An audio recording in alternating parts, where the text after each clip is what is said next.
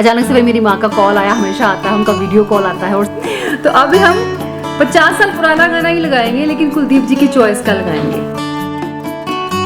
वो डिप्रेशन में जाती थी कि नहीं जाती? कुछ गाली गलौज देने वाले भी होते हैं। कहते नहीं बच्चे तो मर जाते हैं, बच्चे तो मर जाते हैं, क्या मतलब है? ठीक है, इसलिए छोटे दलदल में रहना पसंद करते हैं। डॉक्टर को बोला कि वो जो ठेकेदार है ना, इसको बुला के ला।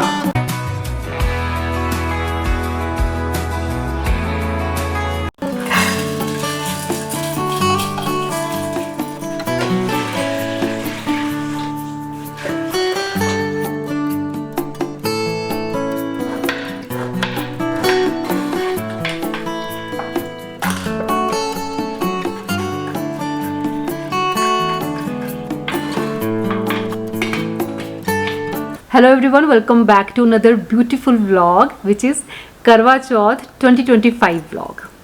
तो आई होप मेहंदी सबकी बहुत बढ़िया चढ़ी होगी, आप सबका करवा चौथ भी बहुत खूबसूरती के साथ गया होगा। तो मेरा करवा चौथ आपको पता ही है, मैंने बोला था आपको कि मैंने उद्यापन कर दिया। तो फास्टिंग वगैरह तो नहीं करती हूँ, लेकिन मैं कसर कोई नहीं छोड़ती हूँ तैयार होने में, मेहंदी लगवाने में, चूड़ियाँ पहनने में, क्योंकि यही शायद एक दिन होता है, मौका होता है सब चीज़ें कर लेने का और अच्छा भी लगता है। खैर, आप सबका करवा चौथ कैसे गया मुझे ज़रूर बताइएगा। कितनी भूख लगी, कितनी प्यास लगी। आई थिंक भूख तो नहीं लगती है अगर हम सुबह 5 बजे से पहले इतना कुछ खा लेते हैं और उसके बाद हम दोपहर को अगर ब्रेक भी लेते हैं तो और रात को फिर से हम डिनर कर लेते हैं, तो भूख की तो इतना कोई टेंशन नहीं होती। लेकिन हाँ, थोड़ी प्यास की प्रॉब्लम होती है जो लोग बिल्कुल भी कुछ पानी वानी जूस वगैरह नहीं पीते हैं। वैसे आजकल तो मैं देख रही हूँ कि बहुत अच्छा भी लग रहा है मुझे देखकर कि आजकल सब बच्चे जो हैं, जो आजकल लड़कियाँ हैं, वो सब जूस वगैरह ले लेती हैं शाम को या दोपहर में। That is good. सबने क्या क्या किया अपने करवा चौथ पे मुझे ज़रूर बताइएगा। मैं अपना व्लॉग जो है वो अभी शुरू कर रही हूँ। शाम को दाल मैंने चढ़ाई है। आज पता क्या हुआ, आज मैं सोच रही थी एक बार हम वही दाल चावल बनाते हैं, तो मैं इस बार वो धुली वाली दाल होती है ना जो हिमाचल में बनती है, वो देसी घी में भून के, और बहुत सारा देसी घी उसके ऊपर तैयार होता है।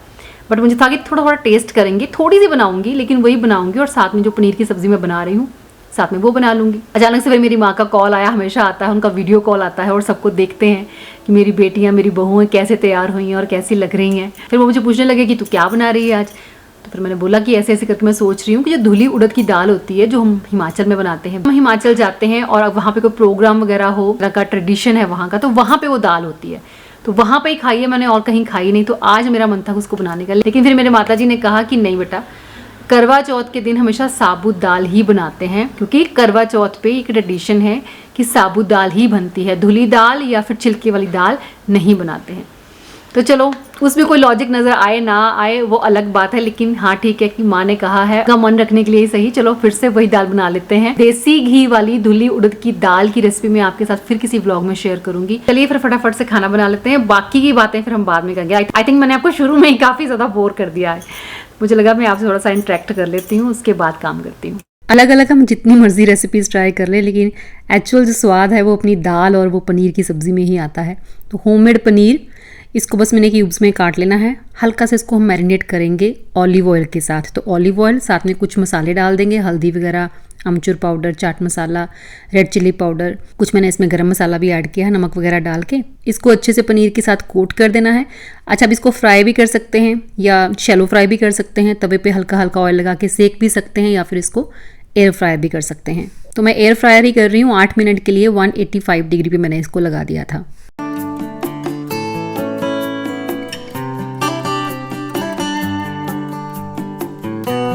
वही अपने बेसिक से मसाले ही जाएंगे, इसमें भी कुछ मैंने इसमें खड़े मसाले डालने हैं और साथ में कुछ प्याज, अदरक, लहसुन और वही टोमेटो प्यूरी। तो सबसे पहले खड़े मसाले, उसके बाद गार्लिक डाल दिया चॉप किया हुआ, अदरक और प्याज डाल के इसको हमने हल्का सा भून लेना है। अच्छा, ब्राउन नहीं करने की ज़रूरत है, इसको थोड़ा इसको ट्रांसलूसेंट ही रखेंगे। ये तड़का तैयार होगा, साथ के साथ ही दाल के लिए तड़का भी एक साइड पर तैयार होता रहेगा।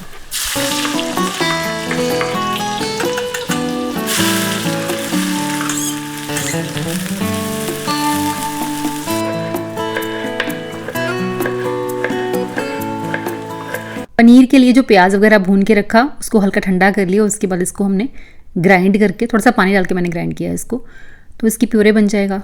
अच्छा, अकॉर्डिंग टू द पनीर थोड़ा ज़्यादा ही है और मैं ज़्यादा ही भून लेती हूँ हर बार। 2 या 3 सब्जियों के लिए भी कई बार ये ग्रेवी काम आ जाती है।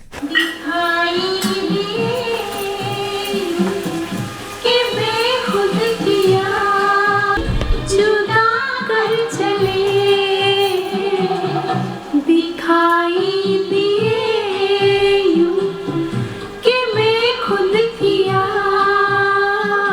शरीर की खुराक बनाते हुए जब रूह की खुराक साथ बजती है तो आई थिंक स्वाद तो बढ़ता ही है और साथ में न्यूट्रिशन का अब्जॉर्प्शन भी बढ़ जाता है। तो अनियन प्यूरे को मैंने अच्छे से भून लेने के बाद उसमें टोमेटो प्यूरी डाली और साथ में कुछ सीजनिंग डाल दी। तो अभी मैंने सॉन्ग लगाया था दिखाई दिए यूं। बहुत अच्छे लगते हैं मुझे पुराने सॉन्ग्स, लेकिन अभी कुलदीप जी ने मेरे को 2 बार बोल दिया बंद कर, ये 50 साल पुराने गाने सुनती रहती है। तो अभी हम 50 साल पुराना गाना ही लगाएंगे, लेकिन कुलदीप जी की चॉइस का लगाएंगे। अलेक्सा प्ले शायद मेरी शादी का ख्याल। खुश हो? ये गाना 10 बार सुन लेंगे ये वाला ना, ये एक बार बस। शायद मेरी शादी का ख्याल दिल में आया है। एक बार इन्होंने एक गाना मेरे से ब्रेकफास्ट टेबल पे लगवाया था और 3 बार रिपीटेडली लगवाया था। हमारी म्यूजिक चॉइस बिल्कुल मैच नहीं करती, आप सबको पता है। इनको अभी भांगड़ा लगा के दे दूं, दिलजीत दोसांझ के गाने लगा दूं, मैं ये खुश है। टप्पे, बोलियां, वो सब बहुत ज्यादा पसंद है इनको। मुझे भी पसंद है, लेकिन ऐसे पार्टी फंक्शंस में नाचना गाना हो तब तो ऑब्वियसली वही, लेकिन नॉर्मल बेसिस पे कुकिंग करते हुए अगर मैं वो सॉन्ग लगा के कुकिंग करूंगी तो कुकिंग तो नहीं होगी, तो फिर मेरा भांगड़ा निकल जाएगा। जैसे कि मैंने आपको कहा था ये प्योरे थोड़ा ज़्यादा बन जाता है तो मैं इसको निकाल लेती हूँ, फिर ये किसी और सब्ज़ी में काम आ जाएगा। तो जितना इस पनीर के लिए चाहिए था उतना मैंने उसमें रखा और पनीर उसमें डाल दिया। साथ में थोड़ा सा पानी डाला है, हल्का सा पका लीजिए और उसके बाद बस वही अपना क्रीम या मलाई कुछ भी आप डाल सकते हैं गार्निश के लिए, और कसूरी मेथी।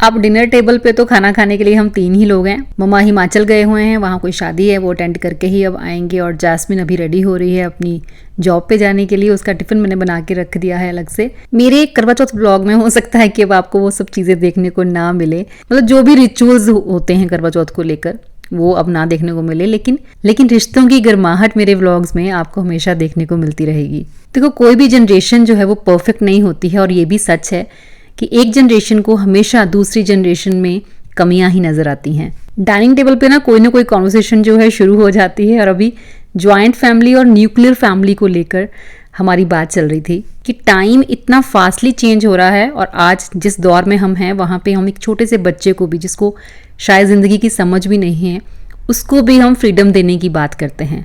लेकिन एक दौर वो भी था जहाँ पे बुजुर्ग हो चुकी औरतों को भी किसी तरह का कोई फ्रीडम नहीं था। इम्पोर्टेंस थी इन चीज़ों की कि सब लोग एक साथ रहते थे। अगर 4 भाई हैं, उनकी फैमिलीज हैं, तो नीचे ऊपर बड़ा सा घर होता था और सब सारे बच्चे साथ में खेल रहे हैं, सब साथ में रह रहे हैं, लड़ाई झगड़ा भी करते थे, लेकिन फिर एक दूसरे से उसी टाइम बात शुरू हो जानी। अगर कोई रूठ भी गया है, अगर मान ले कि 2 भाई आपस में रूठे हुए ना, तो एक सियाना आदमी आकर, अगर बुजुर्ग आदमी आकर ये बोलता था ना कि चलो उठो, दोनों जने उठ के जप्पी पाओ, तो वो दोनों गले मिल लेते थे और उसी टाइम पैचअप, बिना ये सोचे, बिना ये पूछे कि किसका कसूर ज़्यादा था किसका कम था। बड़े बुजुर्ग ने कह दिया कि ऐसे करो तो मतलब करो, इतनी इंपॉर्टेंस थी। ये चीज़ें उस टाइम पे अच्छी लगती थी, लेकिन जो सबसे ज़्यादा नुकसान उस टाइम पे झेला है, तो पता किसने? लेडीज, फीमेल्स जो थी उनको सबसे ज़्यादा टॉर्चर किया गया उस टाइम। उनको पूछा ही नहीं जाता था किसी चीज़ के लिए, कोई उनका डिस्कशन नहीं होती थी, कोई वो अपनी राय नहीं रख सकती थी। मॉडर्निटी में अलग चीज़ें, मॉडर्निटी वाली चीज़ नहीं है, 50 साल पुरानी बात है, ये अब की बात नहीं कह सकते। लेडीज़ को प्रेफरेंस नहीं मिलती थी पढ़ाई के लिए, एजुकेशन के लिए। पढ़ा लिखा ही नहीं बंदा, समझ ही नहीं है कि अपने लिए बोलना है। तो सारे बंदे भी पढ़े नहीं होते थे, कुछ प्रधान। यस, तो मैं वही तो एग्जैक्टली तो बोल वो रही वाली हूँ। चीज बंदा गलत भी कर रहा है, फिर वो बोल रहा हाँ ऐसे ही है। क्योंकि पावर में था ना, तो वो पावर में है। तो सबसे दयनीय बात ये थी कि कभी उन लेडीज के माइंड में ये सवाल, ये क्वेश्चन नहीं आता था कि ये मेरे साथ ऐसे गलत क्यों हो रहा है। उनको लगता था ऐसा ही होता है। मुझे पता नहीं, मैंने वो चीज, मैं उन चीज़ों से गो थ्रू नहीं हुई हूँ कि उस टाइम की बुजुर्ग जो लेडीज थी वो डिप्रेशन में जाती थी कि नहीं जाती थी। मदर ने वही देखा, उनकी मदर की मदर ने भी वही देखा, तो वही उनको सिखाती थी आगे कि भाई बच्चे तू ऐसे ही रहना, बस इसको मान लेना। अगर फेमिनिज्म इतना ज़्यादा आ चुका है और इतना हम लेडीज़ भी, या हर कोई, हर लड़की आजकल तो 25-26 साल की लड़की को पता है मेरे राइट्स क्या है, मुझे क्या करना है क्या नहीं करना, उसके बावजूद भी इतना स्ट्रेस और इतना डिप्रेशन क्यों है? फ्रीडम ज़्यादा हो गया है अब, पहले फ्रीडम नहीं था। फेमिनिज्म एंड न्यूक्लियर फैमिलीज की development is the highlight of today's Indian society. जो बूढ़े बड़े हैं वो ये बोलते रहते हैं कि तुम लोगों ने परिवार बर्बाद कर दिया, तुम सब लोग अलग अलग हो गए हैं, सारे घर जो है बिखर गए हुए हैं, वो लोग इस दुख के अंदर रहते हैं। ठीक है, जो बड़े हो चुके हैं वो बोलते हैं कि हमें अपनी प्राइवेसी चाहिए, हम लोग आपके रूल्स के हिसाब से रहना, आपके पर्सपेक्टिव के हिसाब से रहना। बोलते हैं कि हमें उन बच्चों को बाहर की हवा लग गई है। जो भी बोल लो, उन्हें अपने हिसाब से रहना है, ठीक है, तो वो अपने हिसाब से बोलते हैं, ठीक है। अब फेमिनिज्म की भी अलग अलग पॉइंट ऑफ व्यूज है। फेमिनिज्म का कुछ का मतलब होता है कि हमें इक्वल अपॉर्चुनिटी चाहिए, यानी कि मेरे अगर बंदे को टीचर बनना अलाउड है तो औरत को भी टीचर बनना अलाउड होना चाहिए, ठीक हाँ, यही चाहिए। है। पर फेमिनिज्म का ये भी मानना रखा जाता है, फिर कोई कंपनी है, अब उसमें डाइवर्सिटी लॉ डाल दिया गया है कि अगर एक कंपनी चल रही है तो उसमें 50% बंदे होने चाहिए, 50% औरत होनी चाहिए। पर इसमें प्रॉब्लम क्या आती है कि इसकी वजह से कंपनीज को जो औरतें क्वालिफाइड ही नहीं है उनको भी हायर करना पड़ता है, क्योंकि उन्हें डाइवर्सिटी लॉ को मीट करना है। इसका एक बहुत ही बड़ा सिग्निफिकेंट एग्जांपल, इसके ऊपर बहुत रिबटल भी हुआ था यूएस कोर्ट के अंदर, वाज कि मरीन्स, यूएस सोल्जर मरीन्स में एक भी वुमेन नहीं है। इसका रीजन क्या है? तो उसके कैप्टन ने सीधा आकर बोला था कि जब मैं 140 किलो एक औरत के ऊपर डालूंगा ना तो वो नीचे गिर जाएगी। ये मरीन्स की ट्रेनिंग है। वो लव फील्ड है ना फिर, तो मत कराओ ना सब लोग जगह थोड़ी है। हाँ, उसका पॉइंट ये था कि आप इक्वल अपॉर्चुनिटी दो, इक्वल आउटकम मत मांगो। अब जहां तक आपकी बात रह गई, अगर मुझे गरीबी में बड़ा करा जाए, ठीक है, और मैं गरीबी में मर जाऊं तो मुझे कुछ इतना दुख होगा नहीं, ठीक है, क्योंकि मैंने देखा ही वही है। जिस बंदे को कभी आजादी मिली नहीं उसके लिए दर्दनाक नहीं है, जिसको आजादी मिलकर छीन ली गई उसके लिए दर्दनाक है। कि कोई चीज दे दी उससे वापस मांग लिया। क्योंकि उसको पता है कि डिफरेंस क्या है, उसे पता है कि और अच्छा एग्जिस्ट करता है। जिसने कभी देखा ही नहीं कि एक अच्छे आदमी से ट्रीटमेंट मिलता कैसे है, या कोई मार पीट के बिना भी एक रिलेशनशिप चलता है, या गालियां गलोच के बिना भी एक रिलेशनशिप चलता है, जिसने देखा ही नहीं, उसको पता ही नहीं कि वो कैसा होता है। एक बड़ी फेमस फिल्म आई थी, रियल बेस्ड है, रिमोट एरिया के अंदर रहते थे वो लोग, ठीक, जो लड़की थी, उस सेंसस वाले आते हैं ना, वो गिरने के लिए आते होते हैं, तो वहां पे गए वो लोग, 2 औरतें गई वहां पे पूछने के लिए कि घर में कितने लोग हैं। माँ है, एक मैं हूँ, एक पापा है, एक मेरे हस्बैंड है। उसने बोला और बच्चे कोई? कहते नहीं, बच्चे तो मर जाते हैं। मतलब ये मूवी है, देखना आप, बड़ा इसके बड़ा हल्ला हुआ था क्योंकि ये पता लगा था जब बात, बच्चे तो मर जाते हैं क्या मतलब है? हस्बैंड है, जब वो प्रेग्नेंट होती है तो बच्चा मार देता है वो पैदा होते ही। वो क्यों? इस बात के ऊपर ही उठा था ये। पर उस औरत के लिए बड़ी नॉर्मल सी बात थी कहना सेंसस वालों को कि बच्चे तो मर जाते हैं, क्योंकि उसने तो देखा ही लाइफ को इतना नॉर्मलाइज कर लेती है। हाँ, क्योंकि उसने तो देखा ही यही था। एक बड़ी फेमस और फिल्म है, तो आप एक फिल्म और देख सकते हो, कुमारी नाम से। दिखाया जाता है कि एक बहुत ही अमीर घराना है, लड़का जो है, कुमारी नाम की लड़की की जो है उससे शादी करवा दी जाती है। अब उसको, लड़की को ये पता नहीं होता है कि डीमन को क्या कहते हैं इंग्लिश में? दानव। तो वो जो अमीर घर आने के लोग हैं ना, वो दानव की पूजा करते हैं। वो दानव की पूजा करते हैं इन एक्सचेंज कि उन्हें पैसा मिले और रेपुटेशन मिले, वो दानव उनको वो देता होता है। वो सैक्रिफाइस क्या मांगता है कि जब तेरा बच्चा पैदा हो जाएगा तो वो बच्चा जो है तूने उसकी बलि चढ़ा देनी है। तो वो लड़की को जब पता लगता है, उसको ये भी पता लगता है कि उससे पहले उस बंदे की जब शादी हुई थी तो उसके बच्चे को मार दिया गया था, और वो माँ भी साथ में मर गई थी जैसे बच्चे की बलि चढ़ी थी। साथ में इनके पास पैसा रहता है और अमीरी रहती है, जो भी कुछ है। वो एक तरीके से उसका पॉइंट क्या है, वो दिखाना क्या चाहते हैं मूवी का, सिर्फ फ्रंट एंड मत देखो। जो दानव है वो है इंडिया के सुपरस्टिशंस, इंडिया की बिलीव्स, ठीक है, जो औरतों को एक घर के अंदर पीछे रोक के रखती हैं, वो दानव है घर का। और फिर मूवी दिखाई कैसे जाती है, वो किस तरीके से लड़ती है, झगड़ती है, वो अपने बच्चे को लेके भाग जाती है, और फाइनली इंडिया के सुपरस्टिशन से फ्री हो जाती है, एक फैमिली के सुपरस्टिशन से, यानी कि दानव को पीछे छोड़ देती है। तो ये मूवी है कुमारी। अच्छी चीज है कि मॉडर्निटी आ रही है, बहुत सारी चीजों को नहीं मानती, मैं भी उन्हीं में से आती हूँ, लेकिन फिर भी कहीं ना कहीं मैं देखती हूँ कि अगर आप अपना पॉइंट ऑफ व्यू रखते हो तो फिर भी एक डर क्यों आपके मन में होता है उसको करने। बहुत सारी लेडीज ऐसी हैं जो आगे आना चाहती हैं लेकिन डर की वजह से नहीं आती। लेडीज बोलती हैं, ये खुद से बोलती कि हाँ ये जो हमारे साथ हो रहा है ये गलत है, वो जानती हैं, स्टिल वो उसी दलदल में फंसी रहती हैं, वो वहां से बाहर नहीं निकलती। उनको लगता है कि यहाँ से बाहर जब मैं जाऊंगी तो वहां इससे बड़ी दलदल है, ठीक है, इसलिए छोटे दलदल में रहना पसंद करती है। ठीक है। अब मैं आपको इसमें प्रॉब्लम मोटिवेशनल स्टोरीज बनाता हूं। बंदा ਹੁੰਦਾ ਹੈ ਉਹ ਕੱਲਾ ਰਹਿ ਰਿਹਾ ਹੁੰਦਾ ਹੈ, ਇੰਨਾ ਕੁ ਕੰਮ ਹੈਗਾ ਇਹ ਰਾਸ਼ਨ ਪਾਣੀ ਦਾ, ਜਾਂ ਮੈਂ ਇਦਾਂ ਦਾ ਕੰਮ ਕਰਦਾ, ਇਹਦੇ ਨਾਲ ਮੇਰਾ ਰੋਟੀ ਪਾਣੀ ਦਾ ਵਧੀਆ ਗੁਜ਼ਾਰਾ ਚੱਲ ਜਾਂਦਾ। ਕੰਮ ਕਰ ਜਿਹੜਾ ਚੱਲ ਰਿਹਾ ਹੁੰਦਾ ਉਹਦੇ ਨਾਲ ਰੋਟੀ ਪਾਣੀ ਚੱਲ ਰਹੀ ਹੈ। ਫਕੀਰ ਹੁੰਦਾ ਨਾ, ਫਕੀਰ ਉੱਥੋਂ ਨਿਕਲਦਾ, ਉਹ ਕਹਿੰਦਾ ਵੀ ਬੜੀ ਭूख लगी है, खाना खिला दे। कहता कोई नहीं बाबा बैठ, खा लेते हैं, बनी हुई है, दोनों थोड़ी थोड़ी खा लेंगे। तो बाबा को रोटी खिलाता है। बाबा तो पहुंचा बंदा था, उसने बंदे को पढ़ लिया कि बंदे में कैपेबिलिटी बहुत अच्छी है, पर ये जो है ना फंस गया हुआ है एक ही घेरे के अंदर कि भाई इससे आगे नहीं निकलना। और खाना वाना खाया, भाई मैं थोड़ा रेस्ट करूंगा। कहता है बाबा जी कोई बात नहीं, बाहर एक मंजी पड़ी है, आप सो जाओ इस पे, रेस्ट कर लो, जब आपने जाना तो चले जाना, मैं जा रहा हूँ, जरा मैं काम करके आता हूँ। तो फकीर है, उसको पता लगता है कि यार ये बंदा तरक्की कर सकता है, अब ये कर नहीं रहा है कि जगह टक गया है, कुएं का मेंढक है। कुआं का मेढक बन गया है। क्या करता है, वहाँ पर आग लगा देता है। हाँ, उसने वो अपना राशन पानी सामान रखा होता है, दुकान बनाई होती है, उसको आग लगा देता है। बंदा वापस आता है तो बाबा जा चुका होता है। बंदा कहता है यार फकीर अच्छा बंदा था यार, मैंने तो उसका भला किया, मेरा जाते जाते मेरा मतलब सब काम कर गया, अब क्या करें, कुछ तो करना पड़ेगा। तो जो उसके बाद वो गहने से थे वो लेके वो अपना पास में कोई मार्केट थी, मंडी पड़ती थी, उसके साथ उसने कोई डील कर ली, ऐसे गहने तू जो फसल है मुझे दे दे। किसान कहता है चलो ठीक है दे दे, हो गया, सौदाबाजी हो गई। अब वो धीरे धीरे उस सौदे को आगे बेचने लगा, अच्छे मार्जिन पे उसका बिकने लगा वो सौदा। करते करते एक दिन वो बड़ा अमीर आदमी बन गया। उसी जगह पे जो जगह थी वहाँ पर एक बढ़िया महल बना लिया, नौकर चाकर और गाड़ी गुड़ी सब हो गई।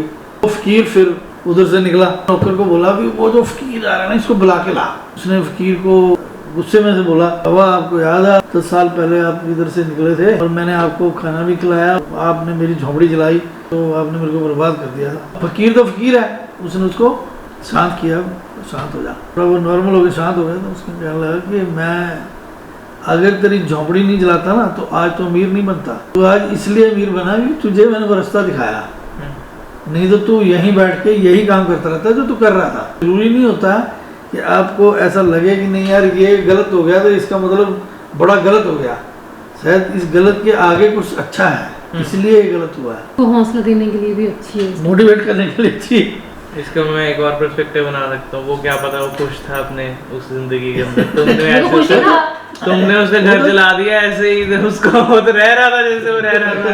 वो तो बोल ही रहा था ना कि मैं खुश हूँ। तो उसको लगता है कि उस बच्चे को आगे कुछ और करना चाहिए, नहीं, वो बच्चा करना तो खुश ही था। ही था। फकीर ने तो उसको वो जिंदगी दिखाने की कोशिश करी जो फकीर चाहता था कि वो जिंदगी देखे, पर इसमें जो वो जिंदगी जी रहा था वो हम नानक देव जी और मर्दाना जी जा रहे होते हैं, किसी गांव में जाते हैं, लोग आते हैं बड़ा रिगार्ड करते हैं उनका, कुछ लोग रिगार्ड करते हैं कुछ नहीं भी करते, कुछ गाली गलौज देने वाले भी होते हैं। उनको वो खिलाते हैं, सर्व करते हैं, सब चीज़ें हो जाती हैं, उनको मतलब आशीर्वाद देते हैं। नानक देव जी जो खराब होते हैं उनको कहते हैं भी आप बसते रहो यहीं।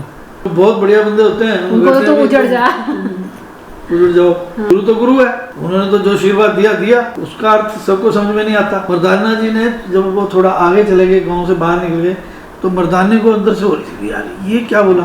उन्होंने पूछा भी गुरुजी आपने जो बंदे गलत बोल रहे थे, आपको उल्टा सीधा बोल रहे थे, उनको तो आपने बोला भी तुम यहीं बसे रहो, बढ़िया बंदे थे, अच्छे बंदे थे, उनको आपने बोल दिया उजड़ जाओ। तो आपने क्यों किया? जवाब दिया कि भाई ये जो अच्छे माइंडसेट के लोग हैं ये और कहीं जाएंगे तो और अच्छा माइंडसेट बनाएंगे, तो वैसे माइंड है ये यही रहे, नेगेटिव माइंड वही रह जाए तो बेटर है ना, यही रह जाए अच्छा है, क्योंकि ये कहीं चले गए तो नेगेटिव। ऑब्वियसली। तो बस इसी गपशप के साथ व्लॉग का एंड कर देती हूँ। आजकल 2-3 व्लॉग से मैं आपको बोल रही हूँ बार बार कि आपको पसंद आए वीडियो तो लाइक कर देना, या कि जो मेरे नए फॉलोअर्स आ रहे हैं, जुड़ रहे हैं, तो वो सब्सक्राइब कर देना अगर आपको कोई एक चीज़ भी पसंद आती है। एक्चुअली मैं ये बोलना इसलिए शुरू किया है क्योंकि मेरे को सारी फैमिली जो है वो बोलती, शायद मैंने पहले भी आपको बताया था कि तुम बोलती नहीं हो इसलिए जो ग्रोथ है वो स्लो है। मैं कहती हूँ कि मेरा कंटेंट जिसको पसंद आएगा वो अपने आप फॉलो करके जाएगा। वो तो फैमिली ये कहती है कि हाँ कंटेंट काफ़ी लोगों को पसंद आता है, कई बार वो फॉलो करना भूल जाते हैं। तो बस उसीलिए एक बार फिर से कह रही हूँ कि अगर कंटेंट में से आपको कुछ भी पसंद आ रहा है या उसमें क्या इम्प्रूव करने की ज़रूरत है वो बताते रहिएगा और फॉलो करके जाइएगा। चलिए मिलूंगी नेक्स्ट वीडियो में। Till then bye bye, take care and stay healthy.